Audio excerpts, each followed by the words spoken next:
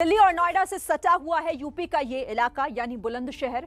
पिछले दिनों तमाम राजनीतिक दलों ने बुलंदशहर में अपनी ताकत प्रचार में खूब दिखाई थी। तो क्या है बुलंदशहर का मूड? बुलंदशहर में क्या आखिर सोच रहे हैं लोग? ये हम आपको बताएंगे कि आखिर किस तरीके से वहां के लोगों के मन की बात क्या है, कौन से मुद्दे उनके मन में चल रहे हैं, किन मुद्दों को लेकर इस बार वो चुनाव में वोट डालने को लेकर सोच रहे हैं। और साथ ही आपको ये भी बताएंगे कि किसका सितारा बुलंद है और कौन कमजोर नजर आ रहा है। खुफिया कैमरे पर बुलंदशहर की हकीकत क्या है, आइए देखिए।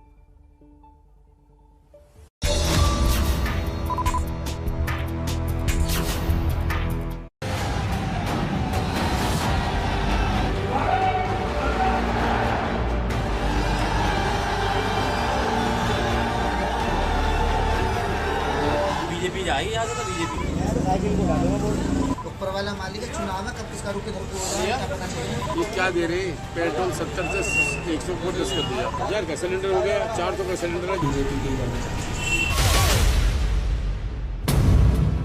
बुलंदशहर विधानसभा सीट पर बीजेपी ने इस बार अपना उम्मीदवार बदल दिया। इसकी वजह क्या है और क्या इससे नतीजों पर कोई फर्क पड़ेगा? यही समझने के लिए हमारे रिपोर्टर ने इस चाय की दुकान पर चर्चा शुरू कर दी। आप क्या कह रहे थे? इस बार क्या करूंगा? मैं तो साइकिल को डालूंगा बोल। खा पी के बोटी तो बची है हमारे पास, बाकी तो सब कुछ ले छीन लिया। इस दुकानदार ने बताया कि कोरोना की दूसरी लहर के वक्त उसने जो कुछ झेला है वो उसे भुला नहीं सकता। काम का असर पड़ा। कुछ ही देर में यहाँ आग सेकने के लिए कुछ और लोग आ गए, वो भी लॉकडाउन और उसके बाद बढ़ी महंगाई को लेकर नाराज दिखे।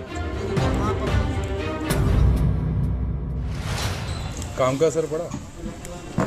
काम का असर तो हर चीज़ पे है। काम का असर तो अब भी है, बहका भूत अब भी है। सबको है लॉकडाउन लग जाएगा, आप समझो। तो जहाँ आप अगर 100 रुपये खर्च करते थे तो वहाँ आप अपनी जरूरतों को दबा कर 50 और 60 में काम चला रही हैं। आप समझें। महंगाई की ये शिकायत क्या वोट डालने तक भी बनी रहेगी? ये सवाल पूछने पर इस शख्स ने साफ कर दिया कि महंगाई अपनी जगह और चुनाव अपनी जगह।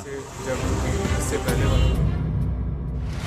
आप समझें, तब राम जी भी सबको खुश नहीं कर पाए, ठीक है। किसी कानून से आपको दिक्कत है, किसी कानून से हमारे हमें ना दिक्कत है। इस बार तो मेरे ख्याल से एसपी और आरएलडी साथ में लड़ रही है ना। एसपी और आरएलडी साथ में लड़ रही है। हाँ शायद निकाल लेगा वाला नहीं, वैसे मुझे लगता नहीं। आपको किसी से जाएगी किसकी? क्या बात कर दी? क्या बात कर दी आपने? देवबंद में बीजेपी वहाँ जीत गई। ऊपर वाला मालिक है, चुनाव है, कब किसका रुख इधर को हो रहा है क्या पता चले। मैं तो वो सीन दिखा है यहाँ चुनाव से पहले तो सपा हो रही, शाम तक रियलिटी बता रहा हूँ। अशोक पता पड़ी क्या हुआ, सुबह ही सोचने में वोट डालने जा रहे बचपा हो गई। बात रात में चुनाव कि बीजेपी से जितनी उम्मीदें थी, मेरे हिसाब से बीजेपी ने उस पर काम किया। मेरा मानना है आपके हाथ में मैं एक खाली बर्तन हूँ, सपोज करिए, और मैं सकूँ आपको इससे काम चलाना, तो आप इस खाली बर्तन को हिसाब से लेकर जाएंगे। हाँ, खाली 100 कर्मचारी में से 95 भ्रष्ट हो, वहाँ एक साथ 95 सुधार तो नहीं जा सकता। इनकी बातचीत का मतलब ये है कि भले ही हर वर्ग में किसी न किसी बात को लेकर नाराजगी हो, लेकिन वोट बीजेपी के लिए ही करेंगे।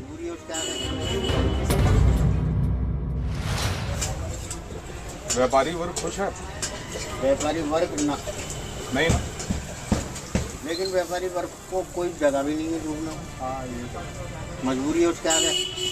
सपा के साथ जान सकता मजबूरी है ना। थोड़ा बहुत कटेगा तो मजदूर ही कटेगा।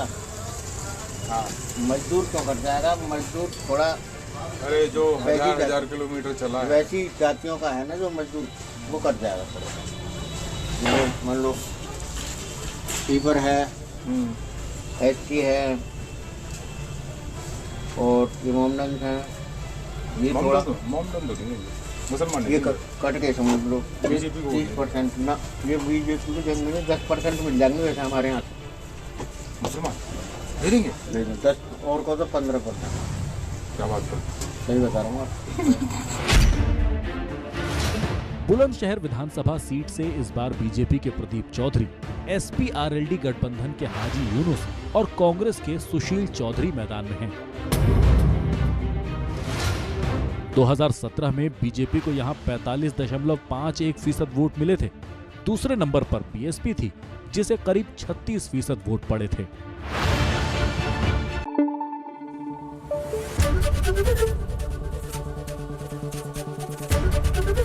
एबीपी न्यूज आपको रखे आगे।